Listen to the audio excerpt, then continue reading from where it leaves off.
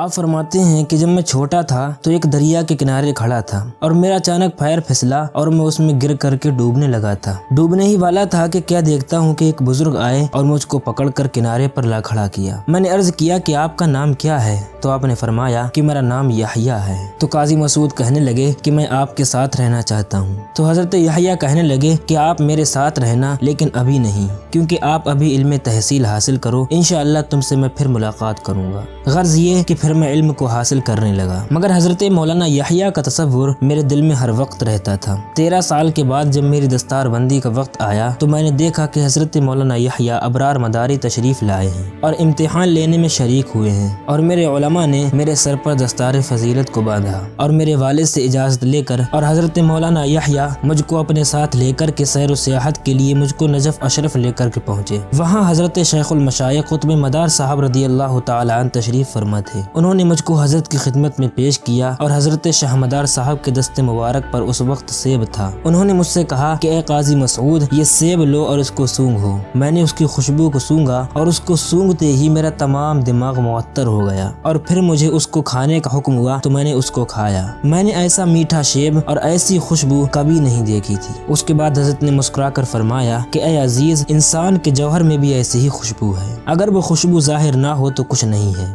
حسن صورت اور عبا قبا سے کچھ فائدہ نہیں ہے۔ میں نے جرأت کر کے عرض کیا کہ معرفت خداوندی کس طرح حاصل ہوتی ہے؟ فرمایا اے مسعود، پہلے چاہیے کہ اپنے آپ کو پہچانو، انشاءاللہ خدا کو پہچان لوگے۔ تم کو یہ خیال کرنا چاہیے کہ تم کون ہو، کہاں سے آئے ہو اور تم کو کہاں جانا ہے، اس عالم میں کس لیے تم آئے تھے اور خداوند اعلیٰ نے تم کو کس لیے پیدا فرمایا، اور نیک بختی و بد بختی کیا ہے، پہلے تم کو ان چیزوں کا علم ہونا چاہیے۔ اور تمہاری صفات بعض حیوانی ہیں اور بعض شیطانی ہیں، بعض ملکی ہیں، اور تم کو یہ ضرور معلوم ہونا چاہیے کہ تمہاری اصلی صفات کون سی ہیں۔ یاد رکھو کہ کھانا پینا، سونا اور غصہ کرنا یہ حیوانی صفات ہیں، مکر و فریب کرنا، فتنہ برپا کرنا یہ شیطانی صفات ہیں۔ اگر ان صفات کے تابع ہو گئے تو حق تعالیٰ کی معرفت تم کو حاصل نہیں ہو سکتی۔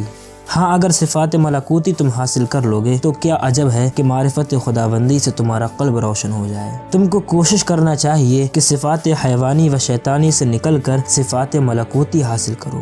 دیکھو، اللہ تبارک و تعالیٰ کو پانے کی کوشش کرنی چاہیے کہ صفات حیوانی و شیطانی سے نکل کر صفات ملکوتی حاصل کرنا چاہیے۔ اللہ تعالیٰ نے تم کو 2 چیزوں سے بنایا ہے، ایک بدن اور دوسری روح۔ روح کی 2 قسمیں ہیں، حیوانی اور انسانی، اور روح انسانی کو انسان کے ساتھ خاص کیا گیا ہے۔ جب تک روح انسانی سے کام نہ لوگے، انسان نہیں ہو سکتے اور نہ معرفت خداوندی حاصل کر سکتے۔ حضرت قاضی مسعود کہتے ہیں کہ جب میں نے حضرت قطب المدار رضی اللہ تعالی عنہ کی ایسی دلچسپ تقریر سنی تو میں خواب غفلت سے بیدار ہو گیا، اور اس وقت مجھ کو معلوم ہوا کہ اگر میں نے معرفت خداوندی کو حاصل نہ کیا تو مجھ میں اور حیوانوں میں کچھ فرق نہیں رہے گا۔ میں نے بیعت کی درخواست کی۔ حضرت نے نہایت شفقت و مہربانی سے مجھ کو سلسلہ مداریہ میں داخل کیا اور میں 42 سال حضرت کی خدمت میں رہا اور آخر مجھ کو خرقہ خلافت سے نوازا گیا۔ حضرت قاضی مسعود رحمۃ اللہ علیہ اللہ تبارک و تعالیٰ کے بہت ہی برگزیدہ بندے گزرے ہیں۔ آپ کی وفات 21 جمادی الثانی 449 ہجری کو ہوئی۔ آپ کی وفات 21 جمادی الثانی 449 ہجری کو ہوئی۔ آپ کی وفات 21 جمادی الثانی 449 ہجری کو ہوئی۔ آپ کی وفات 21 جمادی الثانی 400